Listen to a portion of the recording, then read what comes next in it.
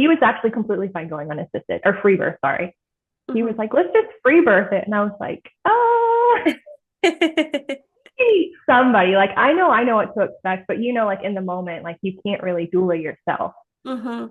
And so I was like, it's really like quite different from what you've experienced. And he's like, I watched you give birth 3 times. Like, it'll be fine. And I was like, I know, but I think it would be nice for us to have some people there. Yeah.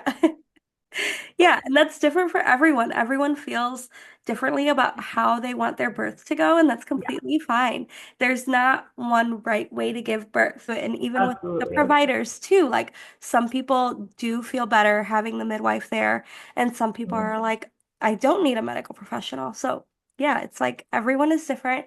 There's not one right way, but it is really cool to hear your husband kind of tell you that he's that confident in like you Yeah. guys and in you to give birth that he's like, we don't need anyone. That's really awesome. Yeah.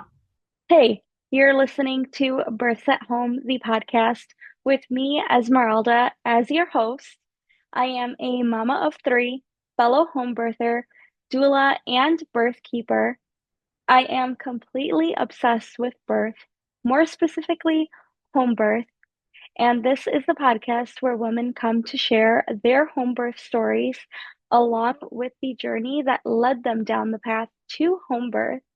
Whether you're pregnant, planning a home birth with your first or fourth baby, or even is just someone who is a complete birth nerd like me, this is the podcast for you. Let's get right into this week's home birth story. Well, my name is Kelly. I am a mom of four, and I'm also a birth doula and a photographer. I have been in the birth world for about 3 years now, and I just had my first home birth November of 2024. And I kind of got inspired to have a home birth through doing birth work.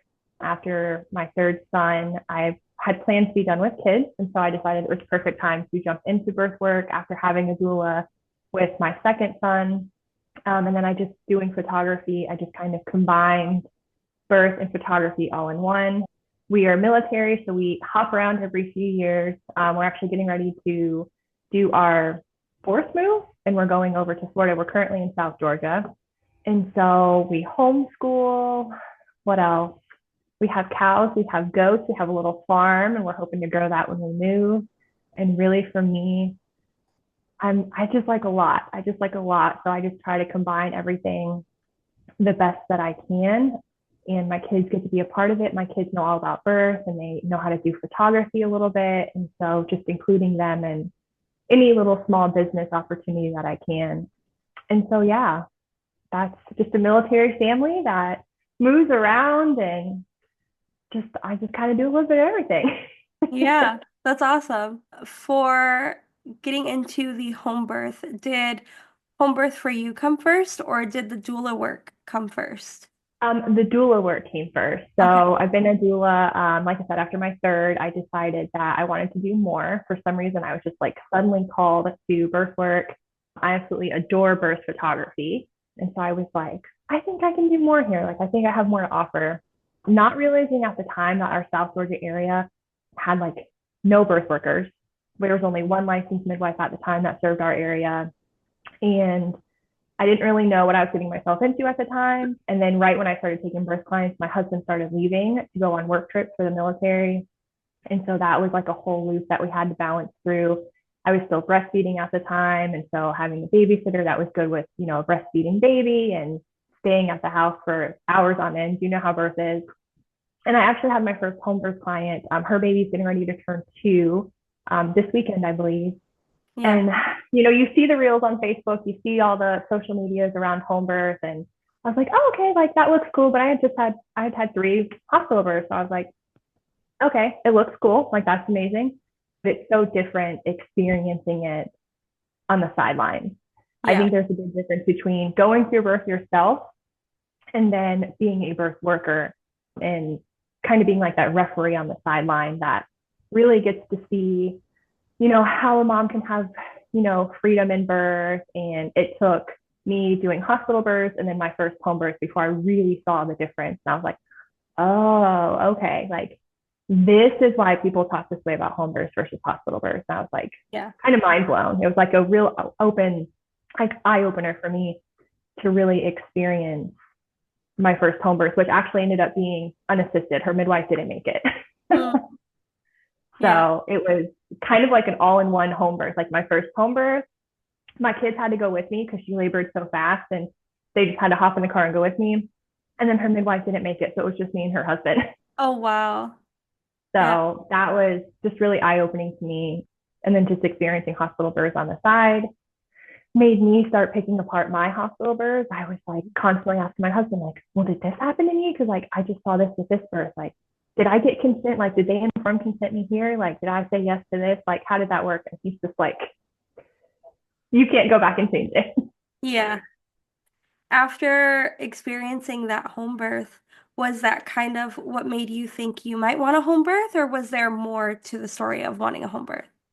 Um, at the time, we had still planned on being done having kids because like we have three boys and two of my boys are rainbow babies. And for me, after having miscarriages and stuff like that, I was like, this is it. This is good. We have three healthy children. I've had three vaginal births. That was no complications. Mm-hmm. It was just like it felt right to be done. Birth work for me definitely gives me baby fever. And so, not at the time. No, when I experienced that first home birth, I didn't think I would have more kids. It was just a really eye opening experience as a birth worker to really be able to see the difference between hospital versus home. And so it was just a magical moment. And I was like, wow, like I really want to do more with home birth. We're just in a very unfortunate area where home births are not super popular because there's not a lot of resources in our area. Yeah, definitely. And so going into your fourth, was that something that you guys ended up planning or was it unplanned? No, we definitely planned. So actually around this time last year, something about my kids hitting that 2 year mark is when the baby fever strikes for me. And Yeah. so my youngest son had turned 2 in September of last year. Or no, yes, he just turned 3 last September. So he was about 2.5. And I told my husband, I was like, I think I want one more. And he was like, Kelli, we said we were done. But I was like, let's just give it one shot. Like if I get pregnant right off the bat, awesome. Like we would have done minor infertility treatments with my third. And so we had some struggles with getting pregnant. Hmm. And I was like, if it's meant to be, like it'll happen right off the bat. Like, if I don't get pregnant within a month or two, I'm fine with that. We can be done like we had planned. So he was kind of like, okay, fine, like whatever. And then by the grace of God, I did get pregnant right off the bat. And so right off the bat, he was like, we're having a home birth, aren't we? I was like, yes, yes, we are. And thankfully, he's really supportive. I don't know how you are as a birth worker, but you got to have your support system of like debriefing some births and like having somebody trusting to talk to. And of course, my family is, that for me, my husband and my mom. And so he's, seen me in tears after, a hospital birth or just, the births that don't go, the emergency C-sections or, baby needed NICU time. So he was like, as long as we have our support system and, we know what we're doing. He was actually completely fine going unassisted or free birth, sorry. He was like, let's just free birth it. And I was like, oh, somebody like, I know what to expect, but like in the moment, like you can't really doula yourself. Hmm. And so I was like, it's really like quite different from what you've experienced. And he's like, I watched you give birth 3 times. Like, it'll be fine. And I was like, I know, but I think it would be nice for us to have some people there. Yeah. Yeah, and that's different for everyone. Everyone feels differently about how they want their birth to go, and that's Yeah, completely fine. There's not one right way to give birth. Some women exactly. want to be completely alone and not even have their husband there. Like they just want to be in their bathroom closed off from everyone. And there's some women who are like, bring my entire family into the room because I want everyone to see this. And Yeah, it's like just there's no right way for how to do it. And even with the absolutely. providers too, like some people do feel better having the midwife there, and some people Mhm. are like, I don't need a medical professional. So, yeah, it's like everyone is different.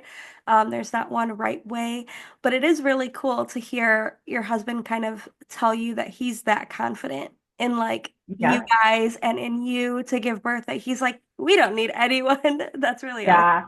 And it's actually funny because he was extremely confident, what I thought was confident throughout my pregnancy. I did do dual care for a little bit where I did see the OB that I've had with my third son. And then they pretty much got to a point where they didn't like me declining things. Like I didn't want the glucose test. The provider for me was 45 minutes away. And like I said, I homeschool, so my kids are always with me. My husband's a active military member. And so for him to constantly be at work, at the time he was preparing his squadron for a big deployment. And so he couldn't be home. And it was just me driving 45 minutes for them to do a 30-second Doppler on my belly.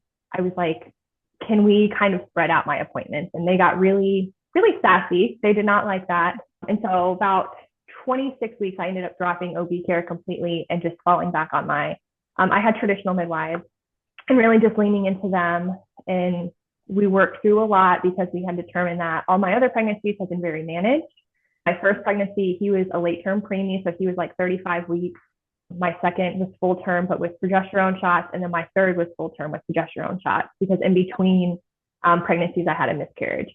Yeah. And so this was my first pregnancy without the progesterone shot, without full OB care. And there was a lot to work through mentally on being able to just trust my body that, you know what, Kelli, like your body's going to do this. We can do this. You can safely carry a pregnancy without added hormones, without, being told that you're okay. Like you have to have a home birth, you kind of need to trust the process and trust your body. And so there was a lot of work for that for me. And it was kind of like hard and cool at the same time to like see my transformation for pregnancy with this one because it was just so different and there was so much I had to learn.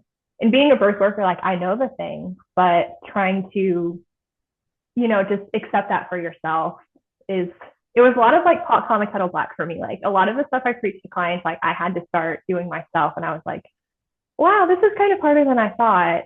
But my husband actually told me afterwards, like after my baby was born, he was like, I gotta be honest, he was like, I was actually pretty skeptical of the home birth thing. And I was like, what? Oh, wow. And he was like, but I knew you really wanted it. And in the end, like you were gonna do it anyways. He was like, so like it was just easier to like help you gain confidence in the process and worry about my fears because I knew you trusted your midwives in the process. He's like, so I just like kind of put my fears and worries aside and just trusted the process. And I was like, now you tell me this, like, thanks, I guess. But if you were worried about something, I feel bad you did that for 9 months. But also that's amazing. Like props to him because most husbands will be like, absolutely not. I'm letting my fears take over and you cannot do that. So like that is amazing that he let you kind of stand in your authority of your birth. And he was like, I need to take a little bit of a step back here, even though I'm a little bit scared. I know she's not. So that's cool. Yeah. And I didn't want to add to the few fears that I did have. And so it was definitely appreciative, like looking back because he saw the battles I was going through and things like that. And, he's also one of those like, everything's going to be fine. And I'm like, let's prepare for the worst. So I guess we make a good balance. Yeah. You balance each other out. That's great. Yeah. And so going into your fourth, if there's anything from like pregnancy that you think would kind of flow better into your birth story, you could share that, or if you'd like to just go straight into your birth story. I don't think so. The bigger thing for me was just like really like I had prayed a lot and I was like, look, like if I'm supposed to be pregnant, like just let me be pregnant and let it go as perfect as it can be. One fear I had was after 3 vaginal births, having to have a C-section or potentially having another loss. And I told God, I was like, look, like if I'm supposed to be pregnant, let's do it. I'm here for it. But I would rather not get pregnant than have another loss. So like if it's not supposed to happen, then I'm perfectly content with my 3 boys and, kind of ending it there. We went into the 3rd pregnancy. This was it. And so the 4th was just kind of not a spur of the moment decision, but just all of a sudden, like out of nowhere, like the baby fever just like skyrocketed and we're like, okay, let's give this one good shot and see what happens. And then it turned out it was 3 boys. She was a girl. We found out at 9 weeks she was a girl, our first girl. And so that was super exciting. And I do think that played a big fear into the rest of my pregnancy. And I was like, my mom and I are very close. And so just the whole after 3 boys, like, oh my gosh, like I'm actually having a girl, like, holy crap. And so I just wanted her so bad to not have anything go wrong after three boys. And I definitely let that fear kind of ride out a little bit through pregnancy.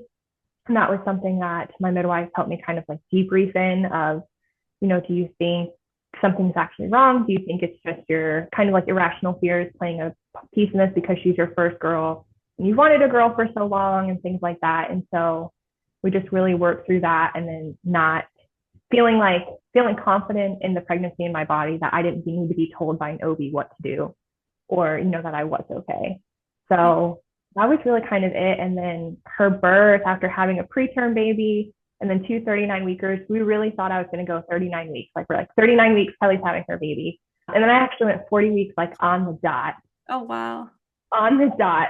And so it was the longest I had been pregnant. That was a wild ride. The end of pregnancy is, it's hard. Yeah.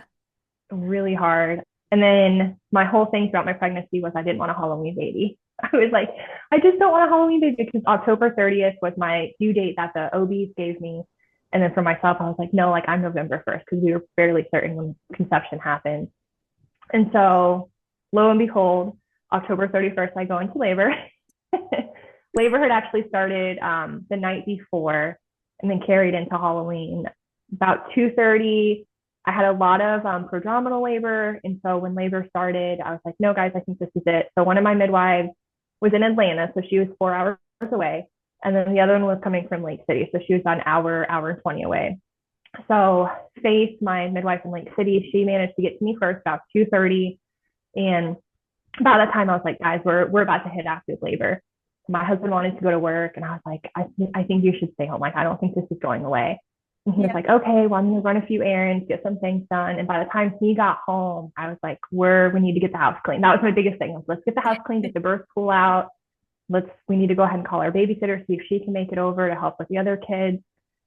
And then my other midwife at the time, the one in Atlanta, Sam, she had decided that she was just going to go ahead and come this way. She's like, even if you're not in labor, like, I'm just going to come stay with you. She's like, I think it'll make you feel better, which it would have if I'm just like right next to you. So when labor starts, we don't have to worry about this drive. I'm already there.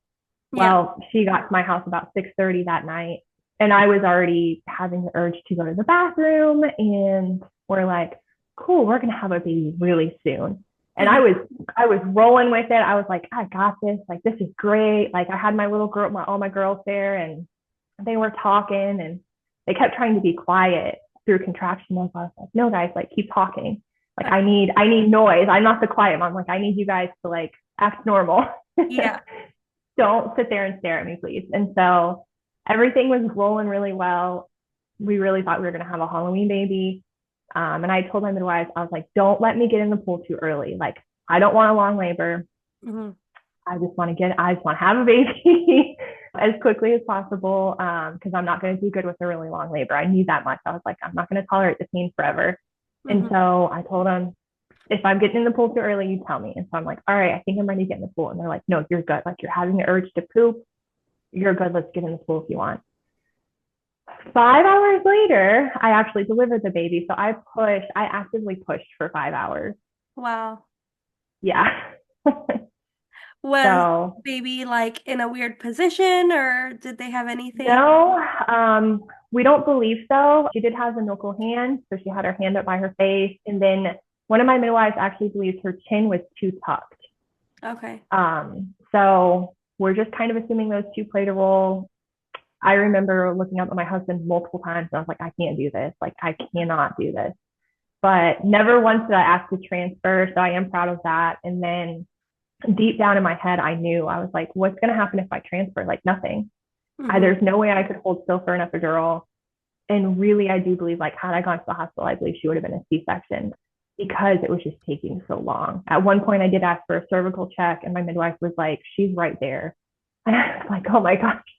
I feel like she's been right there for hours. And being a birth worker, I've struggled because I kept asking my midwife, I was like, what is wrong? Like, why? I knew it wasn't supposed to take this long. Mm-hmm. And they checked her heart tones, and never once did she go into distress. Like, she was perfectly happy the entire time, my baby. And so it's really just mind blowing, the whole process of how it happened, and that I literally actively pushed for 5 hours. Yeah. So Were you kind of just instinctively pushing? Like, was your body pushing on its own already from the beginning of those 5 hours? Yes and no. Okay. I've looked back at that a lot. I've been very hard on myself about the whole pushing side of things Mm-hmm. because I did feel very in control up until then. But I sometimes I wish that maybe I hadn't not forcefully pushed, but like added on to that like fetal ejection reflex. But I also don't think I could have stopped myself. Like the pressure and the pain was so much different than I've ever experienced. And I really just thought, naive Kelli over here just thought I was going to have one of those Instagram worthy births where I smiled and I caught my baby. But by the end, like I was just so exhausted. I was so exhausted. Yeah, definitely. And I think it is worth it just to say that, like, for every birth that you see on Instagram that looks beautiful and like amazing, go watch one where a woman is having like a harder time and is I like know. taking a longer time. And just for Yeah, anyone who's like prepping for a home birth, that is really important to do because it only is. watching the very peaceful ones where moms are just like laughing their baby out or breathing their baby out and making no noises, that is what you're going to expect if you keep watching those. And if Absolutely. you don't end up having that birth, you kind of feel like either you did something wrong or something happened that went wrong. And it's not necessarily meaning anything went wrong in your birth. That's just how Right. your birth ended up being. And again, there's nothing wrong with that. It's just every birth is so different. Every woman is so different. So you can't really make expectations off of certain types of birth videos that are just going one way. So yeah, just for anyone who might be like prepping right now and watching those birth videos, just watch one easy one and watch one hard one. That way you don't have Absolutely. expectations. And I was definitely the mom that you just said that only watched the peaceful moms laughing their baby out or breathing their baby out. And like I said, catching your baby and just having that huge emotional release. And, after three boys, like I had warned my midwives, I was like, I think I'm going to have like a really big, like emotional release when she's born. Like, I think there's going to be a lot that's bottled up that just comes out when, that oxytocin hits when she comes out and all the things. And it was quite opposite. I was just so sore and so tired. Like the first thing I asked for was a drink and a granola bar. Hmm. And I didn't do the skin to skin that I had planned. I know I cut the placenta when my husband cut the placenta, or cut the placenta, cut the cord. He did not cut the placenta, cut the cord a lot sooner than I had originally anticipated. And it was just because like I needed to move, I needed to get up. And so there, even postpartum wise, there was still a lot that kind of went a little differently than I had planned. But exactly what you just talked about, like to the moms out there planning their first home birth, or even if it's your third or fourth, like birth is just so unpredictable. And, as a birth worker, I should have known that. But you just kind of get yourself hyped up of what you see on social media. And honestly, like it caused me a lot of like emotional like stress afterwards because of seeing all of these reels and stuff like that. And I mean, my she's about to be 3 months now. And I'm finally to a point where I'm like, I feel proud of what I did. And my midwives have had to remind me, like, you guys did that journey because that was what was meant for you guys. Had she come faster, maybe you would have tore, or maybe you would have had bled more, or maybe she would have needed some assistance, or, you can play the what if game all you want, or like you said, look back and like, I should have done this, right? And I've definitely done that. Like maybe had I listened to my midwives when they said go into a squatting position, maybe she would have come faster. Or maybe if I would have stood up and did a little more walking before getting in the pool, maybe she would have come faster. But thankfully, like I think I'm to the point where I can like shut that part of my brain down and quit playing a what if game, because in the end, there's nothing you can go back and change. Yeah. So it's just taking me a very long time to get there to realize that, like you said, like I didn't do anything wrong. I was just one of those moms that you don't see on Instagram because that's not what people want to see. We don't want to see the, I hate to say not so perfect birth because every birth is perfect for you and your baby, but kind of, we just want to see the peaceful home births and stuff like that versus the other side of that where you did have a transfer, maybe your baby did need some extra love and some extra hands-on after he or she was born. And we don't see so much of that anymore on social media, generally speaking. Like it's just the rainbows and butterflies. Yeah, definitely. Just like it is in every other aspect of just showing Mm, like the highlight of everything and not yeah, showing kind of like the background scenes and the bad. yeah, It's the same way for birth. People will show like all the good, but not the bad parts. And not to say Yeah. that it's a bad part as in like it was a bad birth. It's just the parts Right. people would rather not see because either they're going to get scared or they're going to maybe start like second thinking themselves, but it's not something that should make people second think home birth. Birth is something Right. that obviously we know has risks, but there's the risks and the benefits of everything. And it's like, would you rather go through all of those things that maybe you didn't plan to happen at home in the comfort of your home like you planned, or would you rather all of that happen at the hospital? Right. And like you said, you never said that you wanted to transfer, even though like you were saying you can't do this, I can't like go on Right. anymore. But like you said, figuring out what are they gonna really help me with at the hospital? Am I gonna ask for an epidural or am I gonna still refuse? Right. Am I going to ask for a C-section? Because I still don't want those things if it's not Right. necessary. So really, why do I want to go there? So yeah, like you said, just kind of knowing in your back of your mind like why you're doing this.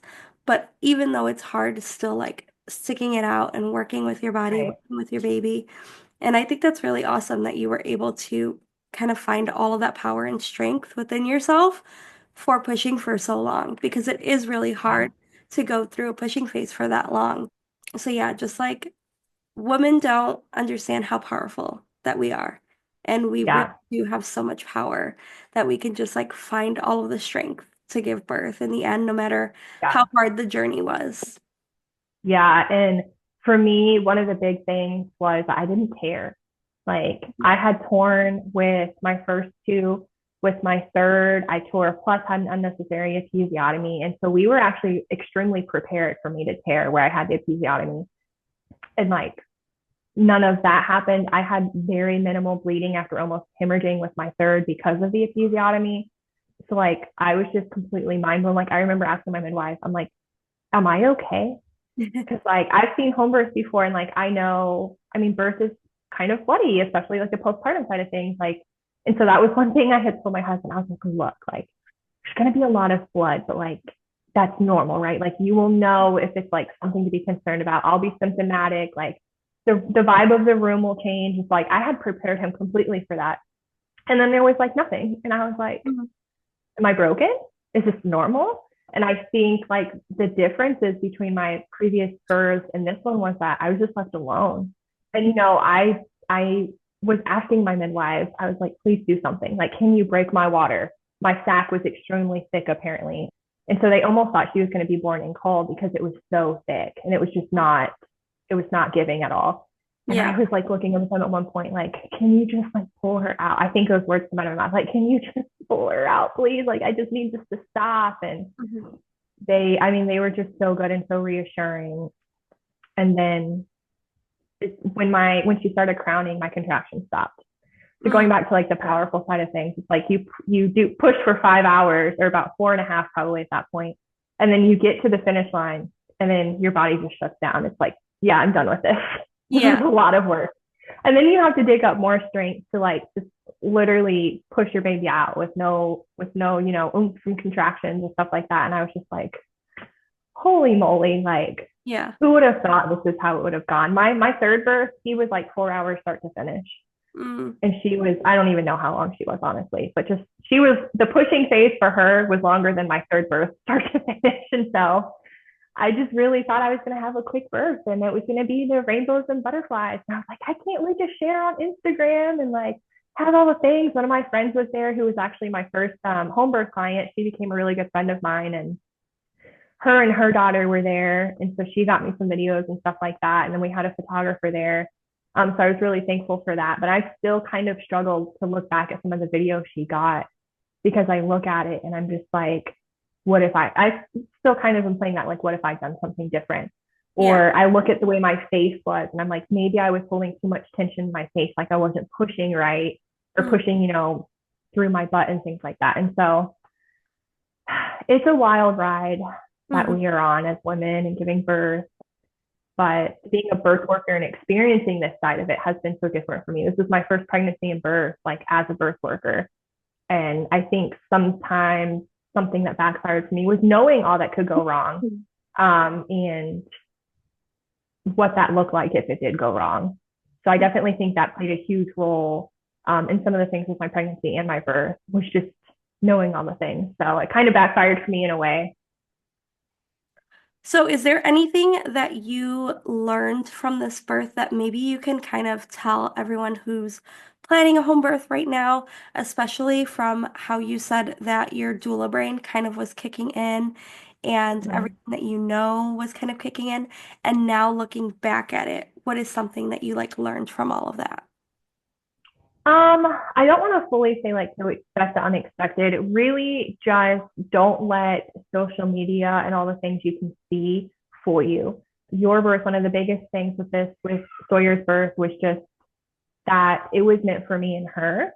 No, it's fun to have the birth pictures and the videos and stuff like that. But like you said, there's so much behind the scenes that people don't see. For me, this was the first we're talking about at the beginning. We talked about how some people don't want to be touched and they don't want anybody around them. That was me for my last three births.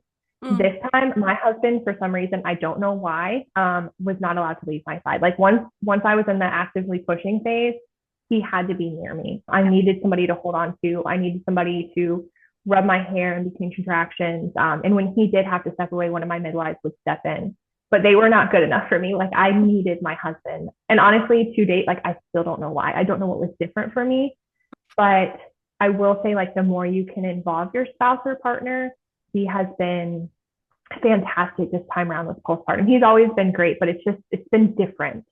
And yeah. I don't know if it's because we gave birth at home and we never had to like leave to go to the hospital and then come back and kind of like reintegrate at home. Like we were just always there. Maybe it's because she was a little girl. I'm not sure. But the postpartum this time has been so much better for us, all of us as a family, and just having my kids be a part of it. But just knowing if you're planning your first home birth or again, your second or third, whatever it is, just being able to like go with the flow and just never lose trust in yourself, even when you feel like your body and mind are like shutting down physically and mentally. Try to have your person, your birth, even if it's from afar and they're telling you, hey, you got this. Like, why do you feel like something is wrong? My midwives were really great about that. Like, why do you feel like something's wrong? Why do you feel like this is taking so long? Like, trying to kind of break down if I was having a mental block in the middle of pushing and stuff like that. And I don't believe I was. I kind of believe that I was just a little resistant to movement and change because the pain was so intense and the pressure because she was so low for so long. But just opening your heart and your mind to your experience, not what you see on social media or you read in a book. Like birth is like your experience with your baby, and you're not going to have a copycat birth from somebody you see on Instagram. Like birth is not copy and paste to one person to the next. Like it is each person's kind of like a fingerprint, like we all have our own Yeah. fingerprint. Like that's birth. Like Mm, every birth is different. Every baby, even if you have six kids, like every birth is going to be different. Like I don't think you would ever find a mom that says, oh, all six of my kids were born the same way. Like that's just not how it goes. And just having good support around you. That's even if you're having a hospital birth, like you need good support. You need people that are there for you and only you. And thankfully I did have that, even when it felt like I was just ready to give up. I think all of us go through that in birth. I don't think it matters if you have a 2 hour birth or a 12-hour birth. At some point in your birth, you're like, I'm done. I can't do this. But it's really important to have the good people in your corner. So when you do have a little bit longer to go, like I did, that you don't completely lose faith in the process, even when you feel like you want to. So, and just biggest one is just don't let social media fool you. mhm. And that's something that my fourth birth has taught me. And I do feel very called to share because it is something postpartum I have dealt with for, like I said, almost 3 months now. And Mm. I'm just to the point where I feel proud of myself. I'm like, dang, I did do that. Like, you're right. Like, pushing for 5 hours was hard. It was really hard. But you know what? I did it. Yeah. So, Yeah. I love that. That's great. Thank you yeah. for sharing that. I really do appreciate that you shared your story and all the wisdom as well. I know that you said you are a doula and a birth photographer. So if you wanted to share a little bit about what you offer and the area that you service and all of that for anyone who might be listening who's close to you. Sure. So we are actually getting ready to relocate to Eglin Air Force Base. And that is in the Panhandle area of Florida. So we will be around Destin, Fort Walton, Crestview area in Florida. So we are headed over there, honestly, in about a month. We're currently in the house hunting stage, but we head over there beginning of March, and I offer everything from family photography up to birth. So I specialize in family photography and then first year. So I do newborns, cake smashes, and milestones. And for me, it's super special when I do like a family session, a maternity, your milestone, or your birth, and then your milestones to your baby pretty much follow you from pregnancy all the way up to your baby turning one. I really love that. And then being able to combine birth photography with doula work is also really special. I encourage everybody to contemplate hiring a birth photographer for your birth, hospital or home. It's still really special. Even if you think you won't want the images, being able to look back at them and being like, wow, like I did that. Yeah. No matter what your birth looks like, epidural, C-section, it really doesn't matter because either way, you should be so proud of what your body did. And so, yeah, that's kind of where we're headed. And then I know you're trying to do the Matrona. I'm also in that program to kind of be a birth keeper slash traditional midwife later down the road. So, Yeah, that's awesome. I love that. yeah, We'll go ahead and share all of your like links so that people can find you on your Instagram. perfect. Do you have a website as well? Not, I'm revamping it. So not actively because I shut it down to revamp everything for the new location. Okay. So yeah, I'll share your Instagram down below so that anyone can kind of find you and connect with you if they're interested in any of those services in Florida area. But other than that, thank you so much for coming on. Yes, thank you for having me. As a doula and birth keeper, I serve women who want to have a physiological and intuitive birth. Women who are ready to take radical responsibility for their birth and want to be the authority in their birth. This is not a job or career for me. This is much bigger, something deeper. This is soul work, my ultimate passion, because I trust women and I trust birth.